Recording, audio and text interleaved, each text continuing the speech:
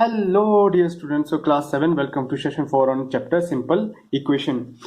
Dear students, topic for today is applications of simple equation in practical situation. अभी तक हमने क्या पढ़ा है उसको हम अप्लाई करेंगे अपनी प्रैक्टिकल सिचुएशन में। देख लेते हैं, रिकैप्चुलेशन कर लेते हैं कि हमने क्या क्या पढ़ा है। ठीक है, हमारे टोटल अभी तक 3 सेशन हो चुके हैं। सेशन 1 में हमने किया था कि इक्वेशन क्या है ना, और फॉर्मेशन ऑफ इक्वेशन, इक्वेशन को फॉर्म कैसे करते हैं। तो हमने देखा था इक्वेशन क्या है। इक्वेशन एक कंडीशन है, किस पे? वेरिएबल पे, है ना। x plus 4 is equal to 8, ये कंडीशन है कि x की ऐसी क्या वैल्यू पुट करे कि ये 8 के बराबर बने। तो obviously 4 plus 4 is equal to 8। तो इस तरह से ये कंडीशन है एक, ये हमने किया था सेशन 1 में कि इक्वेशन एक कंडीशन है। फॉर्म कैसे करते हैं इक्वेशन को? इक्वेशन को फॉर्म करने का तरीका था स्टेटमेंट से। जैसे स्टेटमेंट है add 3 to a number, add 3 to a number and you will get 8. ठीक है, add 3 to a number and you will get 8. So this is a way to construct to form a equation from statements. ठीक है, उसके बाद हमने second किया था solving an equation. Equation को सॉल्व करना है। सॉल्व कैसे करते थे? बहुत सारे तरीके हैं, उसमें से एक था ऑलमोस्ट सभी में हम एक ही चीज करेंगे कि हमारा जो लेफ्ट हैंड साइड है वहां पे हमें सिर्फ वेरिएबल रखना है, बाकी सबको हमें खत्म करना है। तो x plus 3 is equal to 8, इसको सॉल्व करने के लिए क्या किया था कि 3 को खत्म करना है तो राइट हैंड साइड में भी 3 नेगेटिव का ऐड करेंगे और left hand right hand side में भी -3 ऐड करेंगे, या हम बोल सकते हैं कि 3 दोनों साइड से सब्ट्रैक्ट करेंगे। तो ये 3 से 3 खत्म हो गया, तो हमारे पास जो लेफ्ट हैंड साइड पे बचा है वो बचा सिर्फ वेरिएबल, और यहां से आ गया हमारा 5। तो देखो 5 को पुट करेंगे, 5 plus 3 is equal to 8। So this is a way to solve an equation. ये हमने एक्सरसाइज 4.2 में सेशन 2 में किया था। थर्ड था formation of equation from solution. ये सॉल्यूशन आ चुका है, यहां से हमें इक्वेशन फॉर्म करनी है। तो बहुत सारी इक्वेशन फॉर्म हो सकती है। जैसे x इज इक्वल टू 5 है, तो इसमें आप एक नई इक्वेशन बनाना चाहते हैं, तो जो चीज आप लेफ्ट हैंड साइड पे करेंगे वही ऑपरेशन आपका लेफ्ट हैंड साइड और राइट हैंड साइड पे सेम ऑपरेशन होगा। जैसे 4 किया हमने, 4 मल्टीप्लाई किया लेफ्ट हैंड साइड पे, तो 4 ही हमारा मल्टीप्लाई होगा कहां पे? राइट हैंड साइड पे। फिर ये 4x इज इक्वल टू 20 आ गया। अब इक्वेशन बनानी और आगे आप स्टेप कर सकते हैं इसमें कि आप ऐड कर दो 3 बोथ साइड पे। तो 4x plus 3 is equal to 20 plus 3। तो हमारे पास इक्वेशन जो बनी है वो बनी है 4x plus 3 is equal to 23। और इसको आप और भी सिंप्लीफाई कर सकते हैं, अदरवाइज यहीं तक ये इक्वेशन है, ये भी एक इक्वेशन है। ठीक है, तो ये इक्वेशन फॉर्म करने का तरीका है कहां से? सॉल्यूशन से। तो ये हमने किया था एक्सरसाइज 4.3 में। आज हम करेंगे सेशन 4 में, इस पे बेस्ड हमारी एक्सरसाइज रहेगी 4.4 कि एप्लीकेशन क्या है इसकी, रियल लाइफ में हम कहाँ यूज करेंगे। तो आइए स्टार्ट करते हैं। तो सिंपल सा एक रिडल होती है हमारे पास। ठीक है, काफी बार मैथ्स में रिडल आती है कि जैसे हमारी बुक में दे रखी है। ठीक है, उसी को लेके चलते हैं। क्वेश्चन जो 4 है, क्वेश्चन 4 से ही स्टार्ट करते हैं क्योंकि एक रिडल है। ठीक है, क्वेश्चन 4 एक्सरसाइज 4.4। तो ये क्वेश्चन नंबर 4 की रिडल है, होता है सोल्व द फॉलोइंग रिडल। ये रिडल दे रखी है। रिडल क्या है? I am a number, tell my identity, take me 7 times over and add 50 to reach triple century, you still need 40। देखो, अब बोलोगे यहाँ पे कौन सी इक्वेशन है, क्या इक्वेशन है यहाँ पे? तो हम इसको सॉल्व करेंगे सिंपल इक्वेशन की हेल्प से। कैसे? देखो, जो अननोन चीज होती है ना उसको वेरिएबल मान लो, x मान लिया। ठीक है, I am a number, so let, यहाँ सोल्यूशन कहते हैं, सोल्यूशन फर्स्ट लाइन है ना, आई एम अ नंबर, तो ठीक है, लेट नंबर बी x। ठीक है, लेट नंबर बी x। ठीक है, टेल माई आइडेंटिटी, इसकी आइडेंटिटी बतानी है। ठीक है, take me 7 times over, x का 7 टाइम्स। ठीक है, 7 times of x is equal to how much? 7x obviously. Take me 7 times over ले लिया। ठीक है, एड अ 50। ठीक है, एड 50 किया, एड 50 किया तो हमारे पास क्या आ गया? 7x plus 50। ये आ गया हमारा इस लाइन से, एड 50। अब नेक्स्ट क्या है? To reach triple century, to reach triple century मतलब फाइनल रिजल्ट हमारा क्या रहेगा? Triple century. यहाँ पे यहाँ पे लिख लेते हैं टू रीच ट्रिपल सेंचुरी, है ना, या फिर सिंपली लिख लेते हैं implies that to reach triple century, मतलब यहाँ पे ट्रिपल सेंचुरी, सेंचुरी होती है 100, ट्रिपल सेंचुरी मतलब 300, फाइनल रिजल्ट 300 है। अब 7x+50 इज इक्वल टू 300 ये बनना चाहिए, बट ये लास्ट लाइन एक और आ गई है, to reach triple century, triple century में पहुंचने के लिए यू स्टिल नीड 40, हमें स्टिल क्या चाहिए 40, किसके साथ, इसके साथ, यानी 7x+50 प्लस 40। समझ आया? देखो दोबारा से चलते हैं, आई एम अ नंबर, ठीक है, नंबर x है, take me 7 times over, 7 times ले लिया, एंड एड 50, 50 ऐड कर दिया, बोलता triple century, to reach triple century you still need 40, triple century को पाने के लिए हमें किसकी शॉर्टेज थी 40, you still need 40, still need लिखा ना, तो 40 की जरूरत पड़ेगी, मतलब ये बनी। तो ये सिंपल इक्वेशन बन चुकी है प्यारे बच्चों, 7x+50+40 90 is equal to 300, implies that 7x is equal to 300।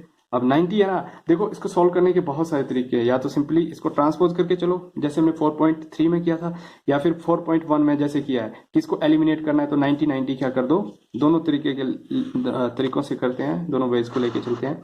यहाँ पे मैंने क्या किया, ट्रांसपोज किया 90 को, यहाँ पे मैं क्या करूंगा, और है ना, यहाँ पे मैं करूंगा 7x+90 -90 को दोनों साइड पे ऐड कर दूंगा, या फिर मैं बोल सकता हूँ कि सब्ट्रैक्ट करूंगा 90 90 को, तो ये 90 से 90 खत्म हो गया, और यहाँ से हमें मिल गया 7x इज इक्वल टू 300 - 90 210।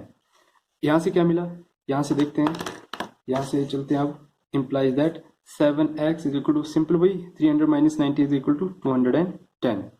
अब यहाँ से अगर हम सिर्फ ऐड और डिवाइड करके चल रहे हैं, ठीक है, यहाँ पे हम ट्रांसपोज करके चल रहे हैं, यहाँ पे एडिशन और सब्ट्रैक्शन और डिवीजन से चल रहे हैं, तो नेक्स्ट स्टेप क्या होगा कि 7 को खत्म करना है, तो दोनों साइड पे 7 से क्या करेंगे, डिवाइड करेंगे, 210 डिवाइडेड बाय 7, ठीक है, ये 7 से 7 कैंसिल, तो यहाँ से x बचा सिर्फ, अल्टीमेटली यही हमारा मोटिव था कि लेफ्ट हैंड साइड पे वेरिएबल बचना चाहिए जिसका कोफिशिएंट 1 हो, जिसके साथ में कोई नंबर ना हो 1 के अलावा। तो यहाँ से इसको हम डिवाइड करेंगे तो हमें मिलेगा 7 3 21 and 0, x is equal to 30, ठीक है, और यहाँ पे देखते हैं कितना मिलता है, तो यहाँ से मिला हमें 7 को यहाँ पे मल्टीप्लीकेशन में था, ठीक है, यहाँ मल्टीप्लीकेशन में था, जब हम इस तरफ ट्रांसपोज करेंगे इसको तो ये कहाँ चला जाएगा, डिवीजन में, मल्टीप्लीकेशन है तो डिवीजन में, एडिशन में है तो सब्ट्रैक्शन में, सब्ट्रैक्शन में जाएगा तो एडिशन में, मतलब ऑपोजिट हो जाएगा, ऑपोजिट ऑपरेशन, प्लस का नेगेटिव ऑपरेशन ऑपोजिट होता है ना, प्लस का ऑपोजिट ऑपरेशन क्या है, नेगेटिव, नेगेटिव का ऑपोजिट ऑपरेशन पॉजिटिव, डिवीजन का ऑपोजिट ऑपरेशन मल्टीप्लीकेशन, मल्टीप्लीकेशन का ऑपोजिट ऑपरेशन डिवीजन, ठीक है। तो यहां से भी हमें x कितना मिला है, x हमें यहां से मिला है 30, मिल गया 30, हमें क्या फाइंड आउट करना था, x, हेंस हम लिख देंगे लास्ट में, hence the number is x, last में क्या लिखेंगे, ठीक है, नेक्स्ट पेज पे लिख लो,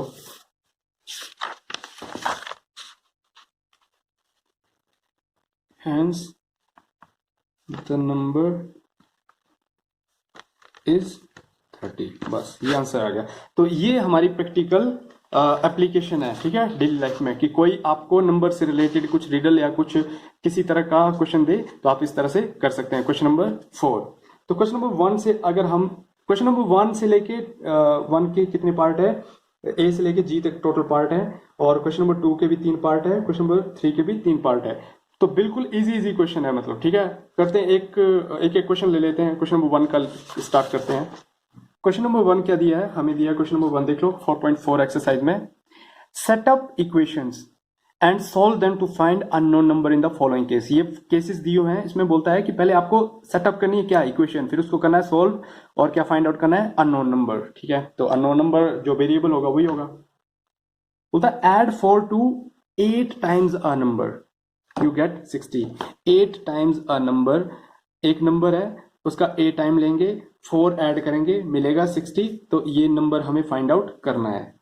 सॉल्यूशन में क्या लिखेंगे, जो अननोन है पहले उसको वेरिएबल दे दो कोई भी, let number to be x, मान लिया। अब क्या करना है, इसको 8 टाइम्स लिख भी सकते हैं या फिर सिंपली कर सकते हैं 8 times of x is equal to how much, 8x।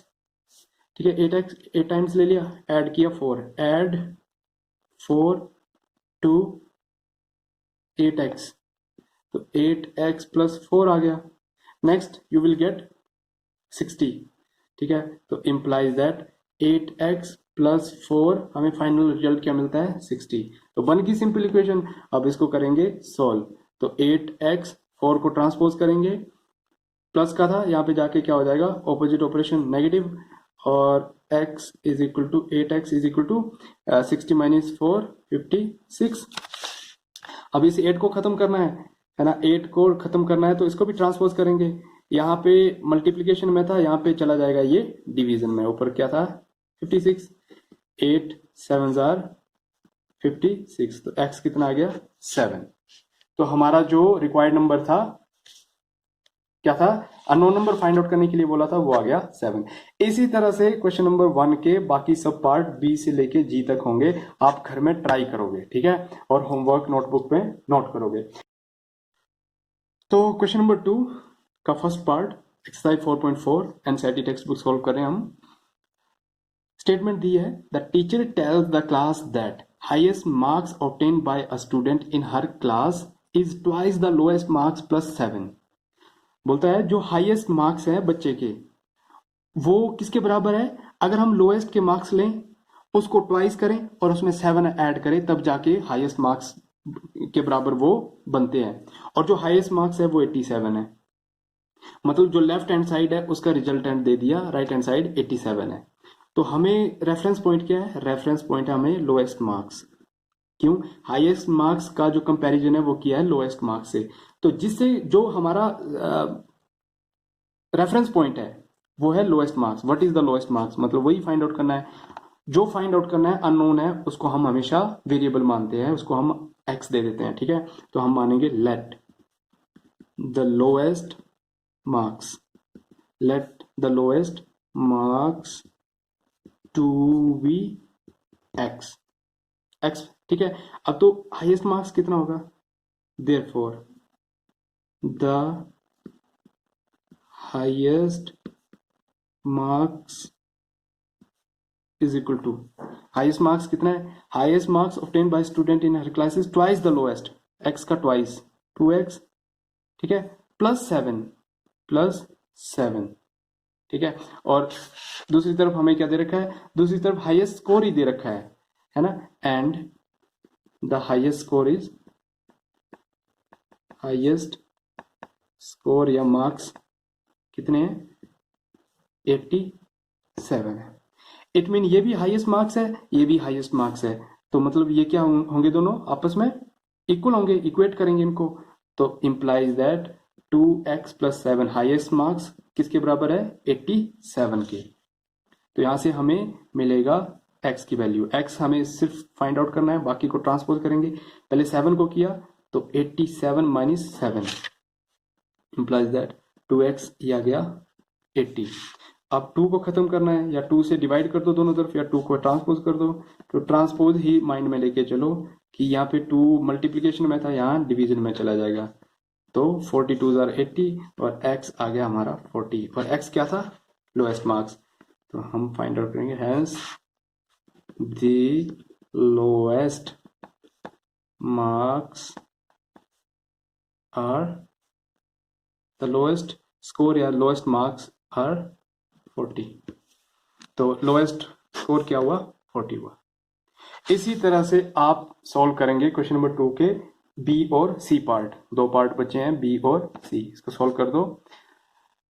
Statement को अच्छे से अंडरस्टैंड करो और अपना काम आगे कंटिन्यू करो। क्वेश्चन नंबर 3 लेते हैं। क्वेश्चन नंबर 3 का फर्स्ट पार्ट, क्वेश्चन नंबर 3 है कि सॉल्व द फॉलोइंग। फॉलोइंग में हमारे पास 3 पार्ट है, सेकंड और थर्ड आप खुद करोगे, मैं सेकंड और ये थर्ड आप खुद करोगे, और मैं यहाँ पे कर रहा हूँ फर्स्ट पार्ट।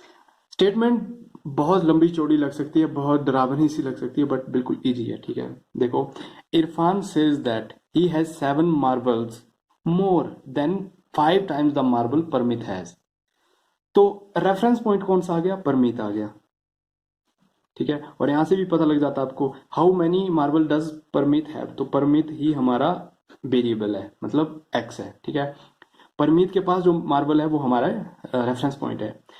इरफान बोलता है कि मेरे पास उतने मार्बल है, कितने, 7 times more, 7 times more, Parmeet के पास जितने हैं, पहले परमीत के पास जितने हैं उसका 5 टाइम्स और उसमें 7 और, मतलब परमीत के पास अगर एक्स है तो उसका 5 टाइम्स कितना हुआ, 5x, और उसमें भी 7 ऐड करके तब इरफान के मार्बल बनते हैं। और इरफान के पास टोटल मार्बल है 37, मतलब जो टोटल हमारा रिजल्टेंट दिया हुआ वो 37 है, जो हमारी राइट हैंड साइड है। तो क्या करेंगे, वही let Parmit has X marble, has X marbles. Parmit के पास कितने मार्बल है, X, therefore Irfan has how much marble, 5 times, 5 times of X, और उसमें क्या ऐड करेंगे, 7 मार्बल्स। देखो फिर से देखो, इरफान सेज दैट, इरफान बोलता है ही हैज 7 टाइम्स मोर, जब 7 टाइम्स मोर होगा तो मतलब +7, ठीक है। 7 टाइम लेस, 7 मार्बल लेस होता तो -7, 7 मार्बल्स है ना, 7 marbles more then the 5 times, 5 time मतलब मल्टीप्लाई करेंगे, 5x + 7, ये बने इरफान के मार्बल।